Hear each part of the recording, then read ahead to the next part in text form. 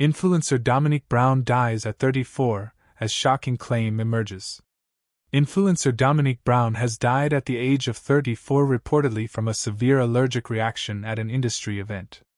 Brown was at a BoxLunch event on December 5 when she unknowingly ate food that she was allergic to, according to other attendees. Numerous influencers who were present at the scene said the item she ate was unmarked, and she had allegedly been told that the food item did not contain the ingredient she was allergic to before suffering the reaction. A ex-user, who goes by at Hidia Grannies, claims that Brown was her mother's best friend for the past decade and that she was reportedly allergic to peanuts. The young adult also sensationally claimed that when the influencer asked to be taken to a hospital, everyone said no and took pictures first. She was my mom's best friend of 10 years. She asked if there was peanuts in the food and everyone told her no. When she instantly felt bad, she asked someone to take her to the hospital. Everyone said no and to take pictures first. So sad, they said. DailyMail.com has reached out to BoxLunch's parent company, Hot Topic, for a comment. Brown was known to be a Disney-inspired influencer and went by Helidomo on Instagram. After her tragic death, her brother Patrick Ramos took over her profile and shared a statement. I wanted to take a moment to say thank you to her social media fam for showing her so much love and light, he wrote.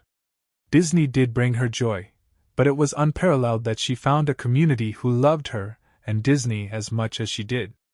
I will miss my sister and best friend and that infectious smile she always had. Thank you truly, from the bottom of my heart. It remains unclear where the event had been held. This comes months after a New York University doctor died after Disney restaurant staff ignored her nut allergy and served her contaminated food, her distraught husband alleged in a new lawsuit.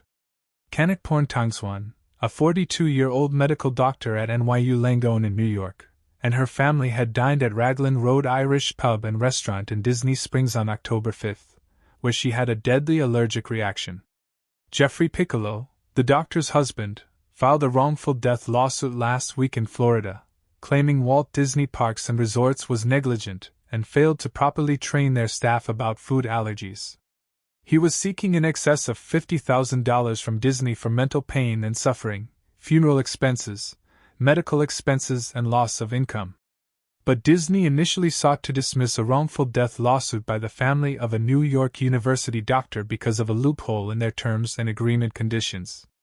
The House of Mouse argued the case should be sent to arbitration rather than a jury trial because the terms and agreements of creating a Disney account includes a binding arbitration clause, court records show. Walt Disney Parks and Resorts nonetheless improperly attempts to negate this distinction by making the preposterous argument, Piccolo's lawyers said.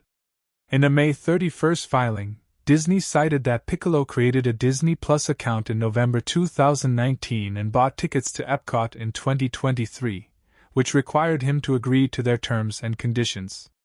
When signing up for a free trial of streaming service, Disney argued Piccolo agreed to the terms of their subscriber agreement, which include an arbitration clause in Section 7 titled Binding Arbitration and Class Action Waiver. The section applies to all disputes, including those involving the Walt Disney Company or its affiliates. Walt Disney Parks and Resorts is an affiliate of the Walt Disney Company, the company said.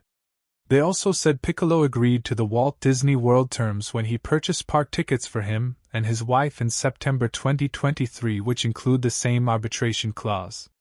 Disney also noted by agreeing to the terms he represented his deceased wife while doing so. Whether Piccolo actually reviewed the Disney terms is also immaterial, said the company. Piccolo's lawyers argued Disney gave up their right to seek arbitration when it filed its first answer to the lawsuit without bringing the matter up. However, following the backlash, Disney agreed that the lawsuit could proceed, saying in a statement to DailyMail.com that the company would waive its right to arbitration.